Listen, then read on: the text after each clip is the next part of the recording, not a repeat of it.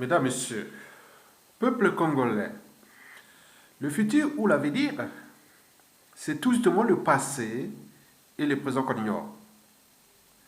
Et que la mémoire se transmet et l'espoir se donne. Mesdames, Messieurs, peuple congolais, pourquoi Yulu avait-il produit Denis Sassou Nguesso?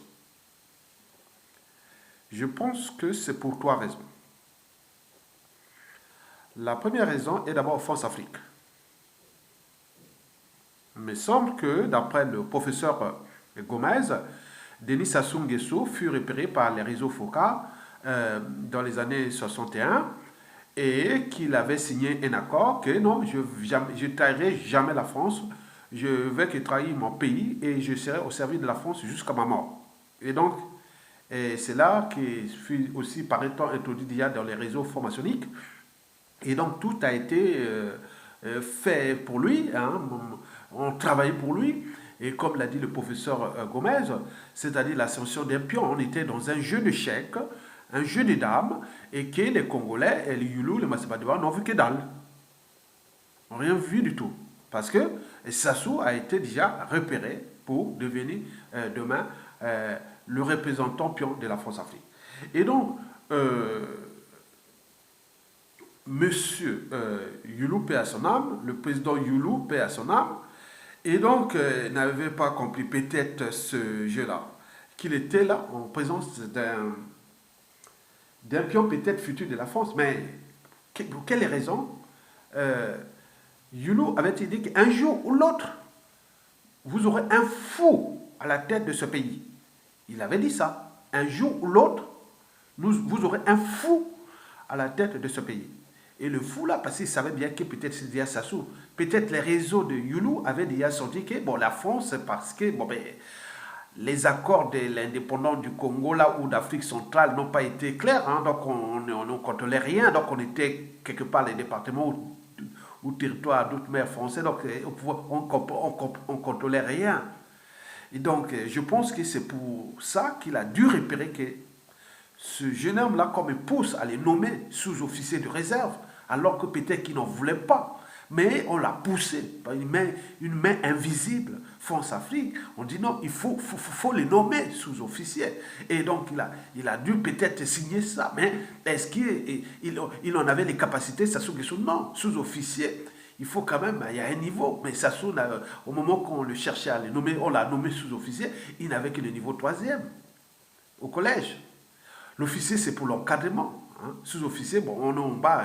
Sous-officier, c'est grade adjudant. Comment on rentre dans une armée, hein, comme un soldat, et on devient sous-officier, et grade sous-officier, c'est adjudant, à peu près. Hein, ou adjudant-chef, je ne sais pas. Mais il devait entrer par la voie, non, soldat, deuxième classe, première classe, caporal-chef, caporal-chef, sergent-chef, il devait monter comme ça. Mais pourquoi sauter d'une formation en directement sous-officier, c'est-à-dire adjudant? Est-ce qu'il y avait quelque chose là? C'est tous les questionnements. Mais il faut aussi en tenir compte de la deuxième raison. Parce que à cette époque-là, bon, ben, il n'y avait pas assez d'officiers dans l'armée. Donc il fallait constituer une nouvelle armée.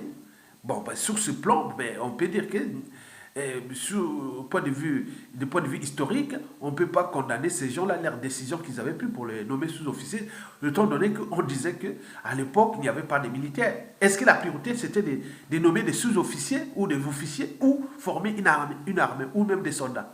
Donc, c'est tous les questionnements. Maintenant, la troisième raison, je pense que les géopolitiques, parce que déjà les embrouilles de Youlou avec Jacques Opango, Mboshi, hein, les embrouilles de février 1959 pendant la nomination du nouveau premier président du Congo, dont les affaires avaient entraîné des émeutes, des guerres civiles, une guerre civile à Brazzaville, et oui, le Congo commençait par les chaos. Donc on avait vraiment, on disait que c'est une poulière qui va commencer. Donc il y avait les problèmes nord-sud qui commençaient, et surtout les Boshi contre Lari, et inversement. Donc Youlou a dû peut-être compenser, hein, récompenser ou encourager son ancien ennemis devenus anciens. On ne peut pas dire ennemis, ils n'étaient pas ennemis, on peut dire deux concurrents ou autres, mais je pense que sur le plan géopolitique, nord-sud, et surtout de la tribu Boshi contre la tribu Lari, donc il a dû aider, donner un coup de main à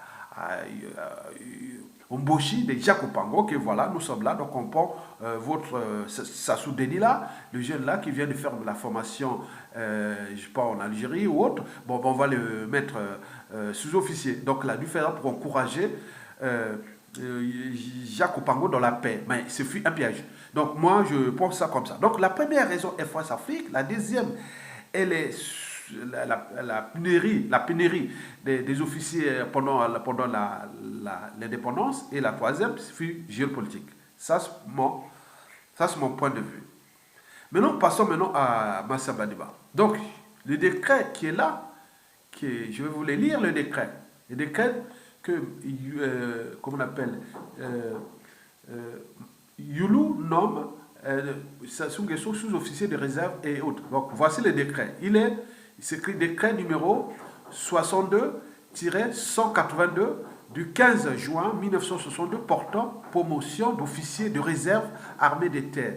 Le président de la République, chef du gouvernement, ministre de la Défense nationale, vu la Constitution, vu la loi numéro 17-61 du 16 janvier 1961 sur l'organisation et le recrutement des forces armées de la République du Congo, vu le décret numéro 61-41 du 16 février 1961 portant statut des cadres de l'armée active, vu le décret numéro 61-42 du 16 février 1961 sur l'avancement de l'armée. Décrète, article numéro 1. Sont promus à titre définitif infanterie 1.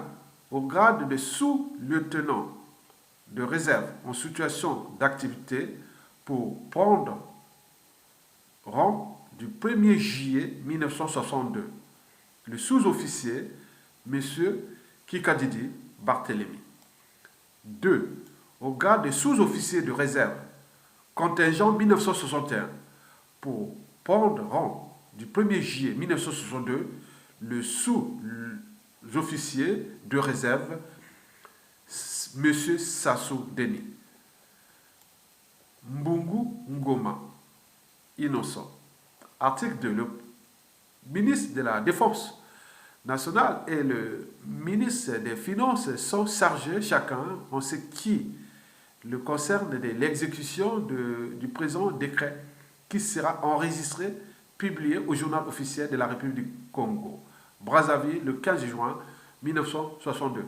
Abbé Fivia Yolo, premier président du Congo. Bon, vous avez dit, il y a des décrets là. Bon, donc nous, le problème est là. Parce que quand on voit ça, bon, on s'est dit, bon, mais, officier de réserve, c'est qu'il n'avait pas les capacités déjà peut-être d'être officier. Je ne sais pas pourquoi officier de réserve. Il a les niveaux 3e. Mais comment? Donc, les raisons sont là. Donc, il n'avait pas compris qu'il y avait le pion. Parce que le professeur Gomez a bien dit, bon, ben, ce fut cette situation Force Afrique qui était déjà là en préparation de leur pion. Donc, ça était déjà là. Mesdames, Messieurs, peuple congolais. Maintenant, passons au cas de le deuxième président, c'est-à-dire 1959 à 1963, Youlou est renversé par Massa Badiba, qui est là. Et donc, Massa Badiba, c'est le, comment on peut dire ça? C'est d'après les informations que nous avions. Donc, ce fut quand même l'un des présidents du Congo qui était le meilleur, Massa Badiba. Massa Badiba, qui est là, était meilleur par exemple que Youlou. Bon, on ne sait pas. Bon, ben, de toute façon, c'est Massa Badiba qui a formé l'abbé Fivia Youlou dès 1952 à la politique. Et donc, il était devenu président de l'Assemblée nationale de Youlou, et puis par les mouvements des syndicats, que Youlou a tout volé, ben non, les syndicats dans la rue, et on prend le contrôle, et Youlou démissionne, et c'est Massa Badiba qui prend le contrôle en 1963. Donc c'est le mouvement des 13, 14, 15 août 1963. J'ai dû avoir quel âge? Je dois avoir un mois. Hein? Je pense que je dois avoir un mois à Brazzaville, puisque je suis né à Brazzaville. Au moment où les événements-là s'est passé, j'étais à Brazzaville. Maintenant, on va passer.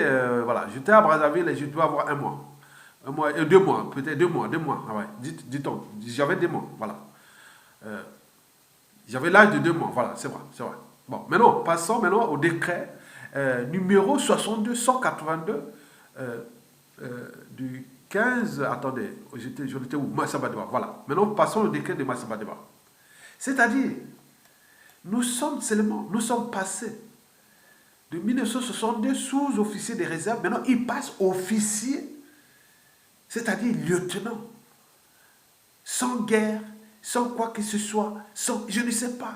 Il a dirigé quelle troupe, quel bataillon, il a encadré quoi, il a fait quoi, rien du tout. Maintenant, on lui nomme officier, maintenant on garde lieutenant. Mais c'est bizarre, bon, parce qu'il y avait toujours cette main noire qui poussait, mesdames et messieurs, comme le jeu d'échecs, le jeu de pion, les pions Force Afrique montaient au fur et à mesure, comme un jeu de dames. Ministère de la Défense, décret numéro 63-279 du 23 août 1963 portant promotion d'officier de l'armée active armée de terre. Le Premier ministre, chef du gouvernement provisoire, vu la loi numéro 17-61 du 16 janvier 1961 sur l'organisation et le recrutement des forces armées de la République du Congo, vu le décret numéro 61-41 du 16 février 1961 portant statut de cadre de l'armée active, vu le décret numéro 61-42 du 16 février 1961 sur l'avancement dans l'armée des terres, vu le décret numéro 61-44 du 16 février 1961 sur le recrutement, l'avancement et l'instruction dans la gendarmerie nationale congolaise. Décrète, article 1er, sont promus à titre indéfinitif infanterie 2 pour prendre rang du 1er janvier 1961. Pour prendre rang du 1er janvier 1964, qu'est-ce que je dis? 1964, au grade de lieutenant. Mon Dieu.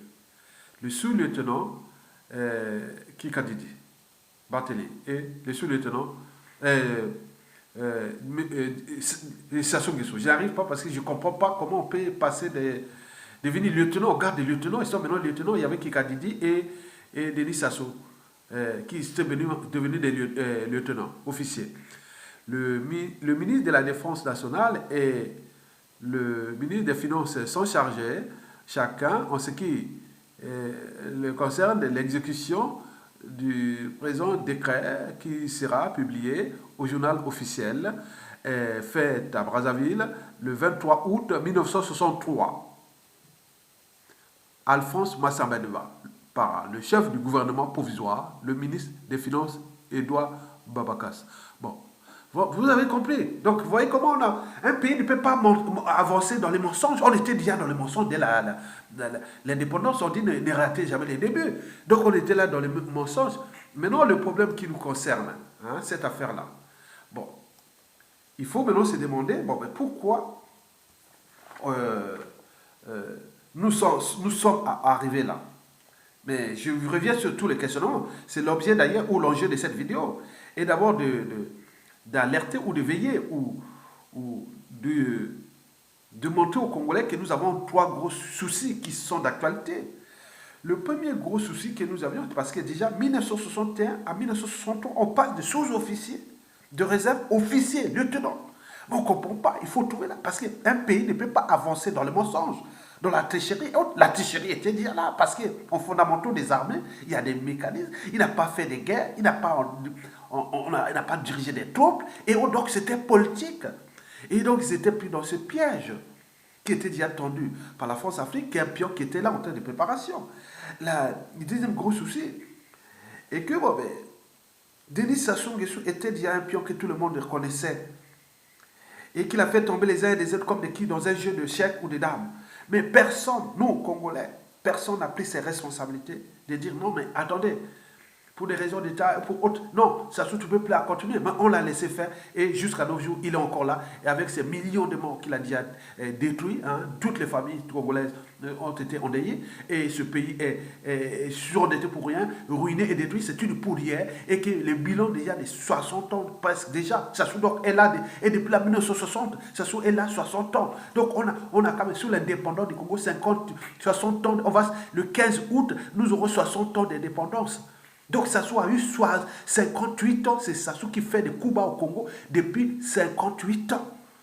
Mais donc on vient de voir que 68... Mais quel est ce peuple? Et c'est là que je dis le gros souci, que j'ai toujours dit que nous sommes des peuples de moutons, plus ou moins structurés, moins organisés, plus encore on n'est pas courageux. Hein? On est lâches, des périlleux et tout ça. Mais on voit d'ailleurs, les gens cherchent la culture des boucs émissaires, des amalgames, de l'appartenance géopolitique nord-sud, est-ouest. Mais c'est tout ce qu'il a préparé. Déjà au sud, mais pour quelles raisons?